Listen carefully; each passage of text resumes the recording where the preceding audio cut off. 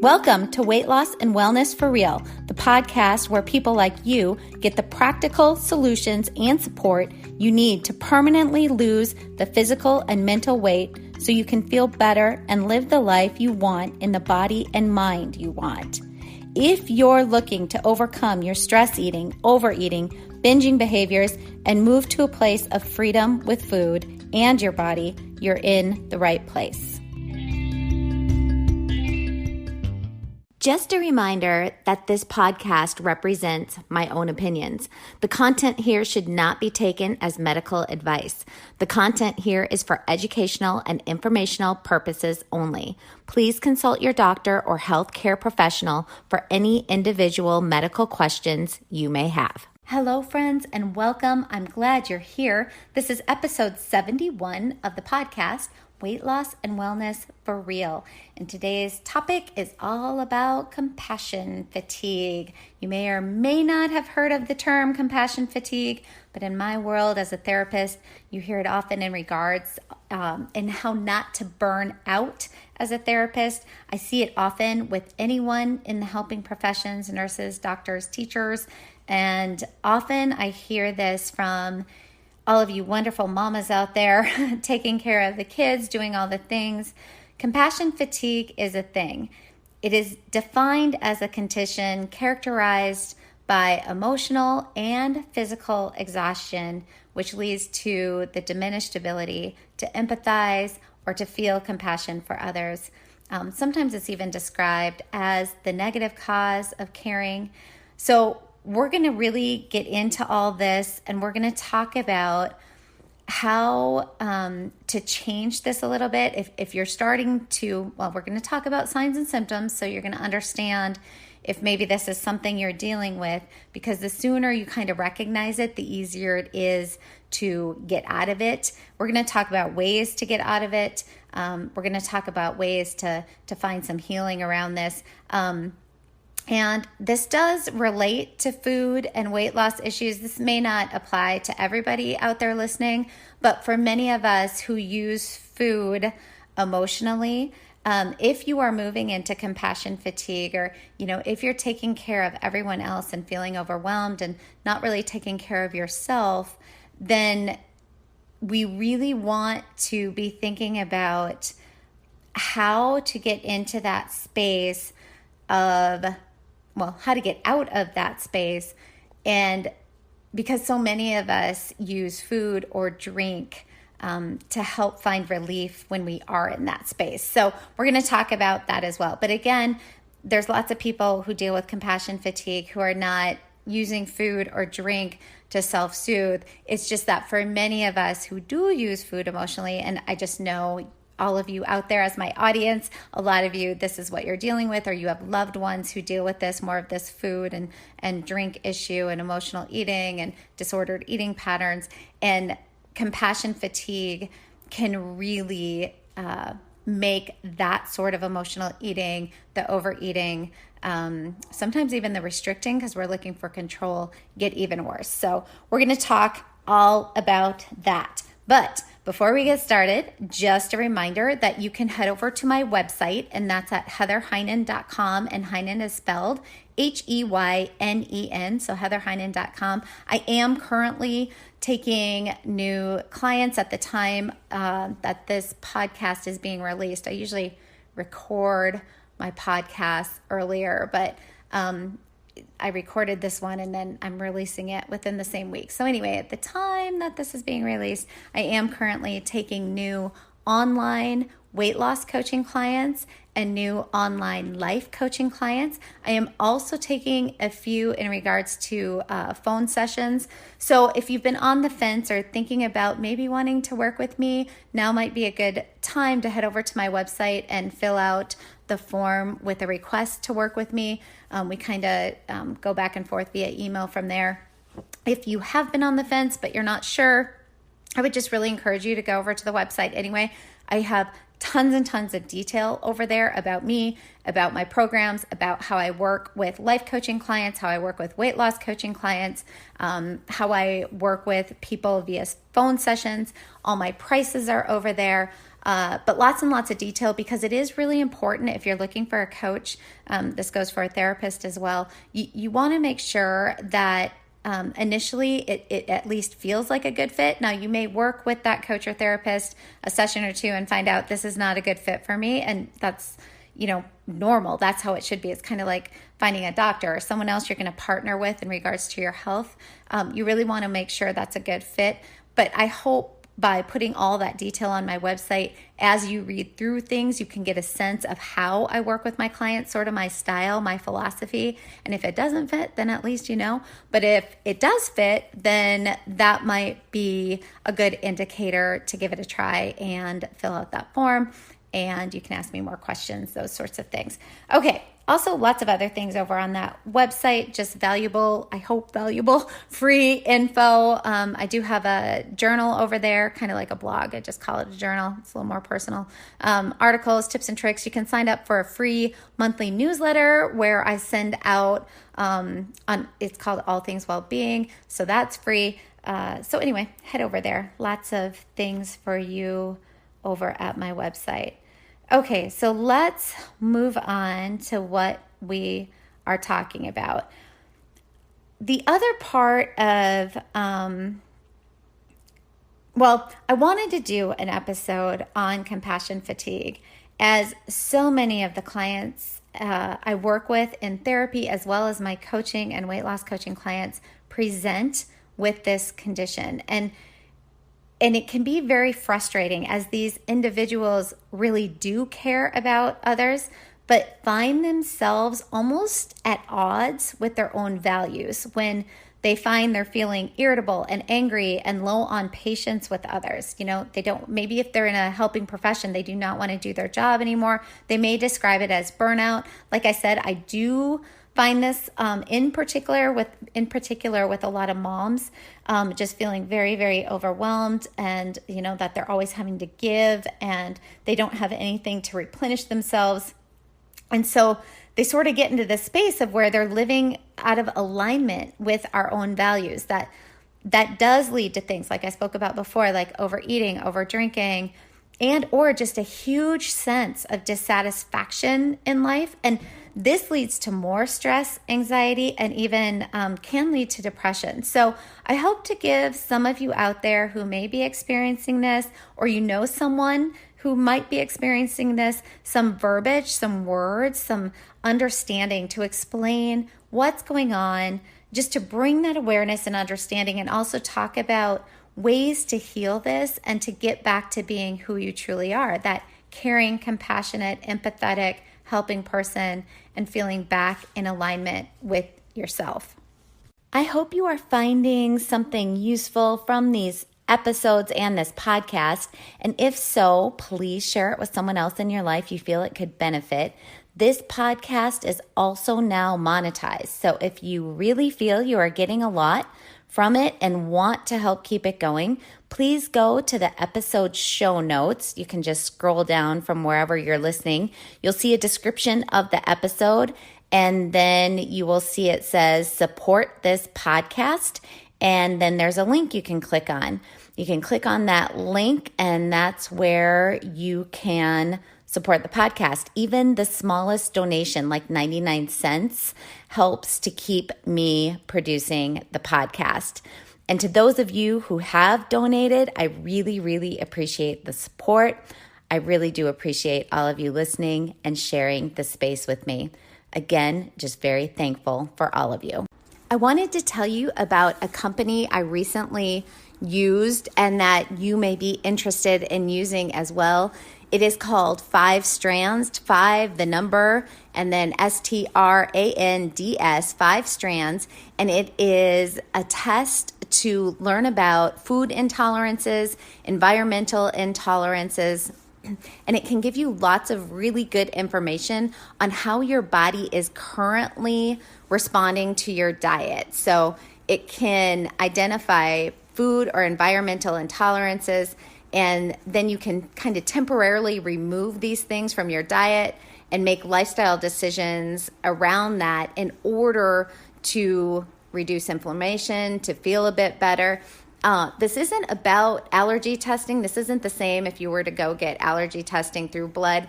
This is simply about a different process they use that help to identify not allergies, but simple intolerances to foods that you currently may be eating and things in your environment.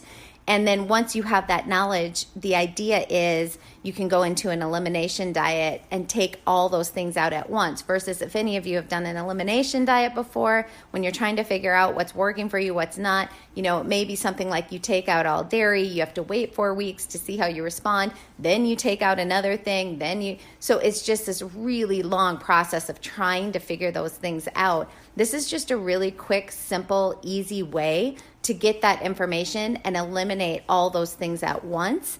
And then the idea is you do slowly add them back in once your body, the inflammation has calmed down, your body's ready to respond to them again. So this isn't about eliminating these foods forever and always. It's simply about taking them out for a time period to really optimize your health, maybe even lose some weight, and then slowly adding them back in.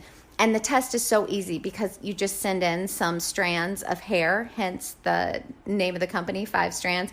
You just send in some hair, you get results back within 5 to 7 days. The other reason I, when asked, agreed to work with this company was because their customer service was so amazing. Any questions you have, anything like that, they are just friendly, very knowledgeable. I just really, really appreciated this to me was like old school customer service. So they're a great company. And this sort of testing can just give you that idea of, okay, these are the things I'm going to try to cut out. And we'll see, trying to optimize feeling good, all that sort of stuff. And my own personal thing with this is I was noticing that I was having just some cues and feedback going on from my body with some regular things I had been eating where I had never had those negative cues and feedback before. And so I knew something was going on, and that's why I got into taking this test. And what was really interesting is some things came back that I knew would come back. Like I've always known dairy. I do not do well with dairy. I know I don't do well with eggs, things like that. But I really found some of the results fascinating. Like there were certain proteins that I was used to eating every single day that I'm highly right now currently in my lifestyle intolerant to, and other proteins that were just fine. So that helped me adjust to what I'm eating right now. Another thing that was really interesting is I always thought I was really intolerant to red wine, but was fine with all clear alcohol like vodka, all that kind of stuff. And actually, according to this, all clear alcohol is not good, but I am totally cool with red wine. So things like that were really, really fascinating to me, and also just helped me create sort of this elimination diet plan for about 6 weeks that I'll be doing, and just gave me all the information in one shot. So I highly, highly recommend them if you are looking to optimize your health. It's a quick and easy test to just get more information. I really do hope you give it a try. I just believe more knowledge about our bodies and how they are working is such a key in gaining that optimal health. So if you want to give them a try, you can head over to 5strands.com. Again, it's the number 5 and then strands.com. And when you go to check out, put in my name, Heather Heinen, Heynen, and you're going to get a nice discount. So here are some of the symptoms that happen when you are experiencing compassion fatigue. So take a listen and see if any of these fit you, and or, maybe if you notice this might be going on in someone you love or care about. So feeling exhausted physically and psychologically. So it's both, right? Feeling that overwhelm psychologically, feeling sensations in the body, but really this then comes out physically as well. So feeling exhausted physically and psychologically, feeling helpless, hopeless, or powerless, feeling irritable, angry, sad, or numb, a sense of being detached or having decreased pleasure in activities, ruminating about the suffering of others, right? So constantly thinking about how hard everyone else has it or the suffering they're going through. Blaming yourself and having thoughts of not having done enough. I didn't do enough. This person is suffering or they're suffering. I didn't do enough. The decreased sense of personal or professional accomplishment. So maybe you're in a helping profession of some sort. By the way, this doesn't need to be, burnout can be a lot of these same things too, which it's just that within the helping profession, the focus is on caretaking for others. And so that's where that compassion fatigue is a little bit different than that burnout, but decreased sense of personal, professional accomplishment. So maybe you used to feel very accomplished in your job. You felt good about what you were doing, and now that's changing. It could even be something very existential, like a change in your worldview or in your spirituality. And then physical symptoms like sleep and appetite disturbances, nausea, and dizziness. If you can relate to any of this, you might define and see yourself also as a helper, a fixer. Often people pleasers go into this. Your main energy goes into others on a daily basis. So like I said, through your work or job, or often if you are the main caretaker of your children, all these traits, if you will, if you have these, can set you up for compassion fatigue. And I see this in my practice often with people who naturally feel empathy and care towards others. They like to help. They gain much of their own worth and satisfaction from helping. And typically, not for all, but typically, these people do not have great boundary setting skills in place for themselves yet. So compassion fatigue, like I mentioned a little bit ago, is like burnout. And burnout comes from being overworked or maybe having too many perceived responsibilities. And as I said, compassion fatigue is similar, but stems from helping others. So you want to keep helping, but you're overwhelmed, at being exposed to others' issues, traumas, needs, and like burnout, compassion fatigue also takes time to develop. So it's sort of sneaky. Most of us who have had experienced it have no idea. It's kind of this slowly burning and building in the background until you all of a sudden start to not care about yourself or others in your life. You sort of end up overusing your compassion skills and reserves, so you no longer have much to provide to others, let alone yourself. So I personally went through this. I think it was, I've said before, I'm terrible with dates and times, but I'm thinking it was around, 7 to 10 years ago. I had always had a ton of energy for my clients, for my work, my own personal interests, my daughter. And I started to notice I didn't want to go to work anymore. I felt like I had this imposter syndrome going on. Like I almost felt I had to fake my compassion for clients. And in my line of work, that's a really big deal. That, if you are a therapist, you really, in order for therapy to work in that relationship, because really what we know, even research-wise, it's the relationship that makes the changes in the other person, right? It doesn't really matter so much. I mean, there's techniques and strategies that are probably better than others, that help work for certain people, but really it's the relationship that creates the change in someone else. So if you are not feeling that empathy, that compassion, that whole, I always think of it as a little quantum mechanics that go in there with the energy exchange within therapy itself, but that all shifts. And so you're not going to get the same outcomes for those clients than if you are totally present and in the moment and empathetic and compassionate. Like you really have to be authentic. So that was a really big deal when I started to feel that imposter syndrome, and that I was having to fake it. I found myself almost angry when someone needed me, not just clients, but like when my daughter needed me, which was totally understandable. She was a young child, but feeling angry or someone in my life, a friend, like needed me or something like that, which when I felt that, it was just so against my nature. I had never experienced that before. So anyway, after suffering, I would say for a good year or so with this, and really dropping into some depressive symptoms and literally thinking about, like, I need to change professions, I sort of, it's a long story, but learned what was going on and how to shift it all. And it was so wonderful to be able to feel back to myself, really loving and engaging with clients again and feeling authentic in who I was. And here are some of the things I learned and how I took responsibility for this and completely shifted out of overwhelm, out of the compassion fatigue, and back into being me. So I really had to do some work around boundary setting and saying no. And this is really hard because for many of us who are in helping professions, and really that's a value we hold, that's what we want to do. We like taking care of others.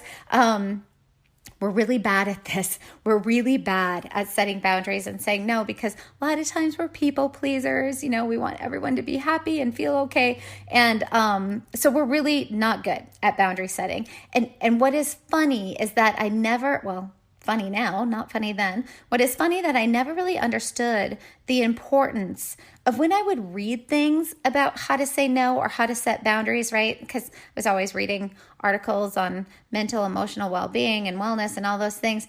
And so I would read these things, like in my scientific journals, all those kinds of things about boundaries. And I would think, weird, I just really need to help everyone and fix everything. I had no internal dialogue about taking care of me, though. My internal dialogue was very, very harsh, very, very judgmental, and very, very uncaring to myself. So like many of you who I know relate to this, we are so harsh in our thoughts with ourselves. We never have any relief or reprieve from the self-criticism, the harshness that our brain throws up towards us. It's sort of like that child who is constantly berated by an authoritarian parent, always being told they're wrong, bad, or can't do anything right. So it's like we work harder to try to help and fix everyone else because that means we are really a good person, right? So it's this cycle of we talk terrible to ourselves, but then we use our helping others as a way to try to prove to ourselves that we are good. And that whole cycle is so messed up, and how this compassion fatigue gets started. If we have no boundaries in place to take care of ourselves, and we also have the harsh, very unhelpful self-talk habits going on in our brains as humans, we are going to eventually burn. We are going to eventually burn out. I know the word self-care gets thrown around a lot these days, and for some reason, that word does make me uncomfortable. I have an uncomfortable feeling when I hear that word, probably because it's often used these days in suggestions like self-care is pedicures and massages and shopping, and used as this sort of distracted. I kind of think of it as this and you don't need to agree with me. These are just my thoughts that I'm musing over lately, but this distracted reward system, right? And hey, but I'm all about those things. Those things are great. Massages, pedicures, all those things are awesome. And I do actually encourage things like that. But I really believe that we don't need things like that for self-care. To me, self-care is created in our thoughts about ourselves. It's in our relationship with ourselves. The thoughts we think and how we relate to our own selves is true, authentic self-care. Authentic self-care. And I also believe that in order to solve the compassion fatigue, we need to practice and cultivate a very caring and compassionate relationship with ourselves, because once that is established, when we have a compassionate, caring relationship with ourselves, what happens is we almost magically have all kinds of compassion and energy for others again. We actually now feel this whole new sense of energy and renewal for helping and empathizing. This is why I am such a stickler for anyone dealing with compassion fatigue, with overwhelm, that they first and foremost have to work on the relationship with themselves in order to get out of the compassion fatigue. I have a couple of previous episodes on boundary setting, and one is also called The Art of Saying No. I don't remember what numbers they are, but you can scroll through and you'll see those titles. So if you believe you have difficulty setting boundaries for yourself, and I know we are talking in psychological terms here, but if you are a person who struggles with boundaries around food as well, that is almost always indicative that you also struggle with boundaries psychologically. It's just something to consider. Anyway, take a listen to those after this one to learn more skills and techniques, the how-tos about setting boundaries and saying no. And just to point out, if you are struggling with your weight, often figuring out this compassion fatigue stuff, this overwhelm stuff, and learning to set boundaries actually will automatically cross over into your food and eating habit world, where you almost automatically find yourself willing to have more boundaries around food and eating. It doesn't feel so hard to have those boundaries. Okay. So hopefully I've established for you the importance of cultivating and practicing a new relationship with yourself, which comes from your thoughts you have about you. And then beyond that, some more general strategies that can be put into place to alleviate compassion fatigue. And all the symptoms that go with it are some of the following. I'm just going to list some ideas here. So finding a balance between your professional and personal life, and taking time off if you can.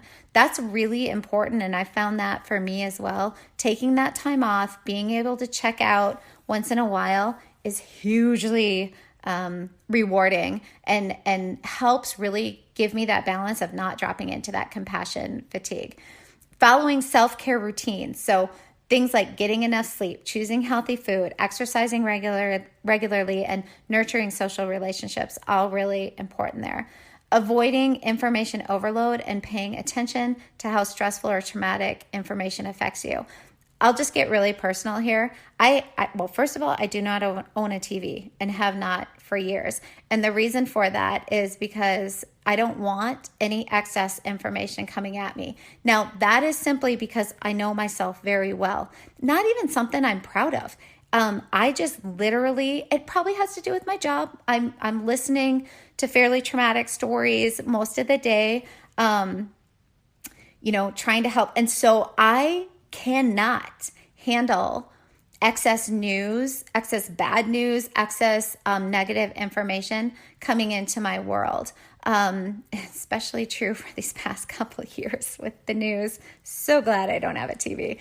But what I do have to watch, I have a computer. So I have Netflix, so I do still watch some shows, you guys. But, even with social media, which I use for my business, things pop up, you see things. And so I've had to get really, really ruthless with hiding specific people who post political news things. I'm just not into it.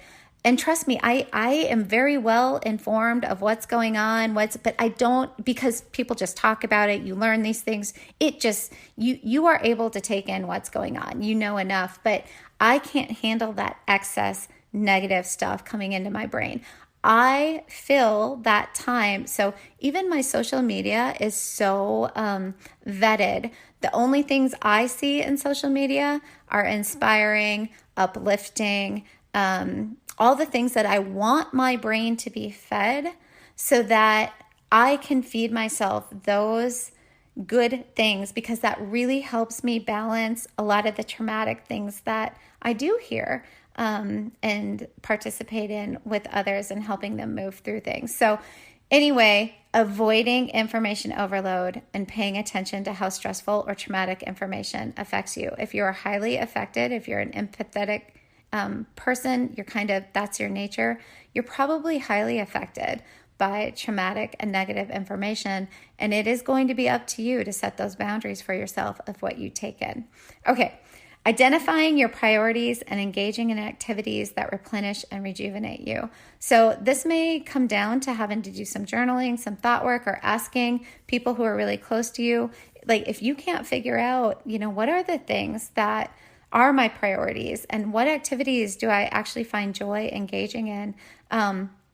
You want to do a little work there to figure out what are some of those things, and then putting them into practice.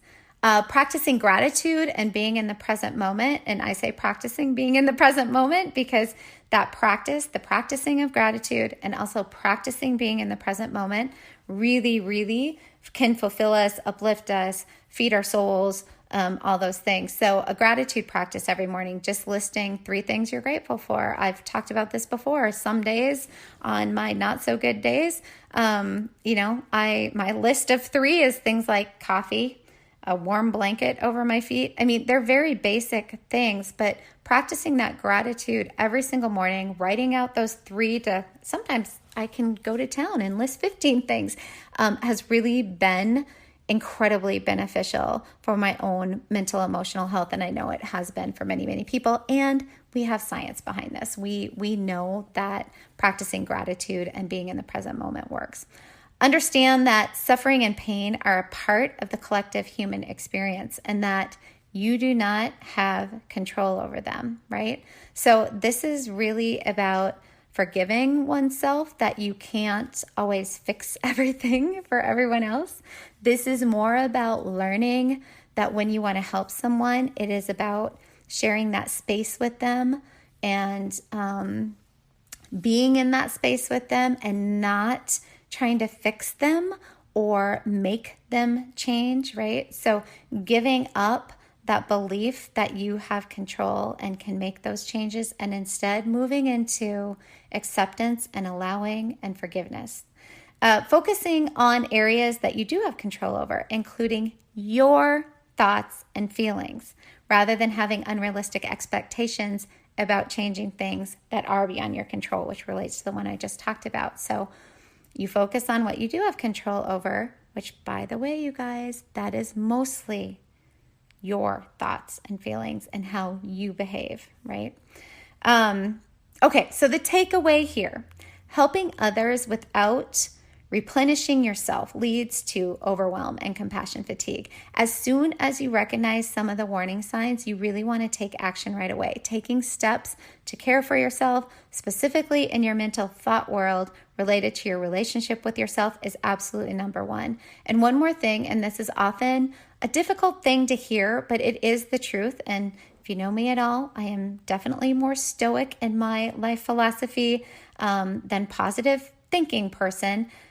Because it's just a lot more helpful than that fake and toxic positivity in a reality of a world that is not always positive and good, right? Positive thinking, I always hesitate to say this because I get people who don't like to hear it, but positive thinking, just positive thinking, and like people who say, just think positive, I am of a very strong belief it doesn't work.